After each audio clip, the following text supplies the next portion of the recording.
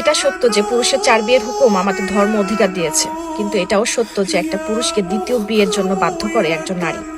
কিছু নারী আছে স্বামীর উপরে একদমই সন্তুষ্ট থাকে না। একটা পুরুষ কখনো নারীর সৌন্দর্য দেখে ভালোবাসে না। একটা পুরুষ এমন নারী চায় যে তাকে একটু শান্তি দিতে পারবে, তার মনের ভাব প্রকাশ করতে পারবে।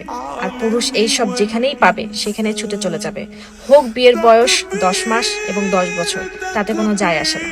পুরুষের সাথে জিদ করা, তার কথার দাম না দেওয়া, ছোটখাটো বিষয়ে রাগ করা, ঝগড়া করা, এসব করতে করতে একজন নারী তার পুরুষের কাছে তার সম্মানটা শেষ করে ফেলে। সে বুঝতেই পারে না সে কখন তার স্বামীর মন থেকে উঠে গেছে। সেই নারী তার স্বামীর মন দখল করে রাজত্ব করতে পারে, যে তার স্বামীর পছন্দ মতো নিজেকে বানিয়ে নেয়, স্বামীর উপরে সন্তুষ্ট থাকে। বিশ্বাস করুন, একটা পুরুষের কাছে এটা কোনো বিষয় না যে তার স্ত্রী বড়লোক নাকি গরিব ঘর থেকে আসছে। টাকা কামানোর জন্য আল্লাহ তাআলা পুরুষকে বানিয়েছে। একজন পুরুষ এমন এক অর্ধাঙ্গিনী চায় যার কোলে মাথা রেখে সে একটু শান্তি খুঁজে পায়।